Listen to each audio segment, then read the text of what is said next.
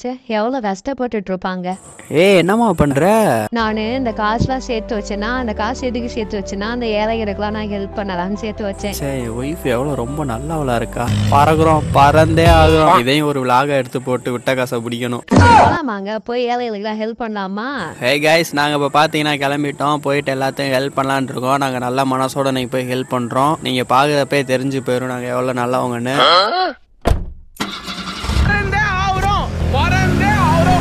ஏங்க இந்த அது ஒன்று உட்காந்துருக்கு அது கொடுக்கலாமா? சரி கொடு. இதுக்கு கொடுக்கலாமா? இது வந்து உக்காந்துட்டு இருக்காங்க. நம்ம போய் எந்திரிச்சு போய் கொடுக்கணும். அவங்களாம் வந்தால் பரவாயில்ல.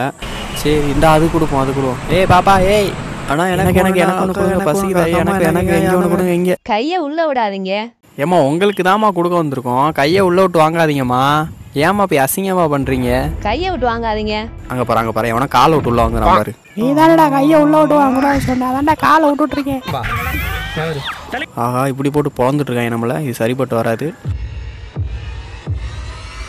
கைஸ் அன்னைக்கு சத்தியமாக என்ன நடந்துச்சுன்னா என் ஒய்ஃப் வேறு இருந்தாங்க. ஸோ அவங்களுக்கு வந்து கையை இங்கே உள்ளே விட்டு வாங்குறப்ப கொஞ்சம் அன்கம்ஃபர்டபுளாக இருந்துச்சு. நான் அதனால தான் கையை உள்ளே விட்டு வாங்காதீங்க அப்படின்னு சொல்லிட்டு இருந்தேன்.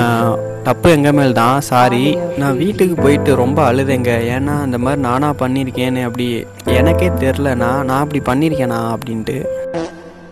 ஆமா ஃப்ரெண்ட்ஸ், இன்றைக்கி நம்ம பார்க்க போகிற இந்த இர்ஃபான்றவர் தான் ஹெல்ப் பண்ணுற பேர் ஏதோ பண்ணி வச்சுருக்காரு. இவர் எதுக்கு இன்ஸ்டாலெலாம் போட்டு பொழந்துட்டுருக்காங்கன்னு பார்ப்போம். ரம்ஜான் அன்னைக்கு அவங்க ஒய்ஃபு ஹெல்ப் பண்ணலான்னு சொல்லிட்டு இந்த மாதிரி காசு எடுத்துகிட்டு இருக்காங்க. அப்போதைக்கு ப்ரோ எல்லாத்தையுமே வீடியோ போடுவார்ல, அதே மாதிரி இதையும் வீடியோ போட்டு காசு ஆக்கலான்னு சொல்லிட்டு பார்த்துருக்காப்புல.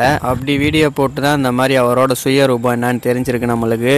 இவருக்கும் மேலே நிறைய இன்ஸ்டா இன்ஃப்ளூன்சர்லாம் பார்த்துருக்கோம். கீழே இறங்கி தான் வந்து ஹெல்ப் பண்ணுற மாதிரி. ஆனால் ப்ரோ மட்டும் அப்படி ஹெல்ப் பண்ண மாட்டார். வண்டிக்குள்ளேயே உட்காந்துட்டு தான் எல்லாத்தையும் கூப்பிட்டுட்டு, அதுவும் மரியாதையெல்லாம் கூப்பிட மாட்டார். இதோ அது கொடுக்கலாம் இது கொடுக்கலாம், ஏதோ ஒரு அனிமல் ட்ரீட் பண்ணுற மாதிரி தான் கொடுத்துருக்காப்புல. அந்த குட்டி பசங்க இது விற்கும்ல notebook balloons notebooks, அது நிற்குதுங்க. அது கொடுக்குறியா? 2 பேர் நிற்குதுங்க பாரு. சாப்பிடு, சிரிக்காத. என் சேவை இந்த பீச்சுக்கு தேவை. சாப்பிடு சாப்பிடு. அப்போ நான் மனுஷன் இல்லையாடா? அப்படி கொடுத்துட்டு இருக்கப்ப என்ன பண்ணிட்டாங்கன்னா, அவங்க எல்லாம் பசியில் இருப்பாங்கல்ல, அவங்கெல்லாம் கியூலன்லாம் வாங்க மாட்டாங்க. ஏன்னா நம்மளுக்கு சாப்பாடு கிடைக்குமோ கிடைக்காதோ அப்படின்னு சொல்லிட்டு எல்லாருமே முண்டி அடிச்சுட்டு வந்து கையை உள்ள விட்டு தான் வாங்க முடியும். அதே மாதிரி தான் கையை உள்ள விட்டு வாங்கிட்டு இருக்காங்க.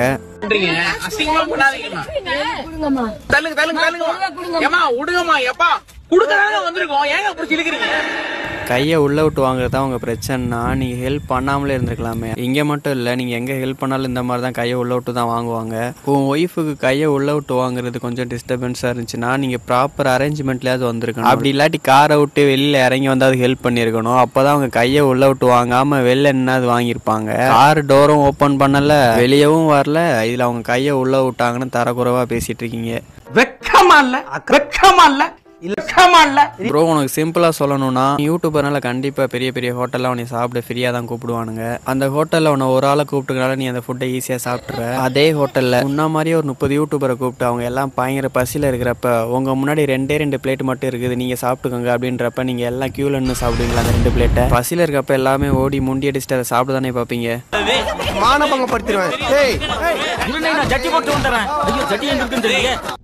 அதே மாதிரி தான் அவங்க பசியில் இருக்கப்ப நீங்கள் கொடுக்குறத பார்த்து ஏதோ கொடுக்குறாங்களே நம்மளுக்கு கிடைக்குமோ கிடைக்காதோன்னு சொல்லிட்டு ஓடி வந்து முண்டி அடிச்சு வாங்க பார்த்துருக்காங்க. நீங்கள் அவங்கள அது இது கேவலமாக பண்ணாதீங்க எவ்வளோ சொல்லி அதை அவங்க வாங்கி சாப்பிட்றாங்கன்னா அப்போ அவங்க சூழ்நிலை எப்படி?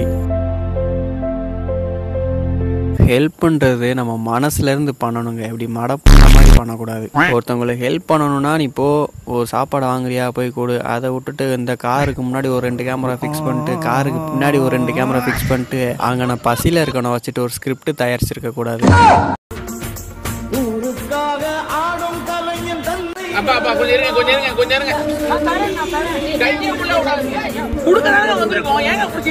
எனக்கு தெரிஞ்சு இந்த டிடிஎஃப் வாசன், விஜய் சித்து இவங்கெல்லாம் எவ்வளோ பெட்டர்.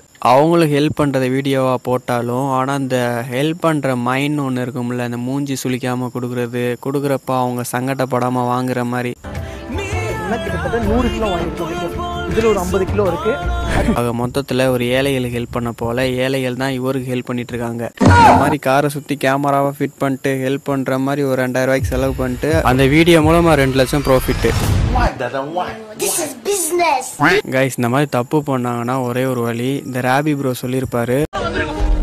இர்ஃபான் ப்ரோ எல்லாரும் இவரை போட்டு பொழக்கிறீங்க. பொழந்தா இவர் மாறிடுவாரா?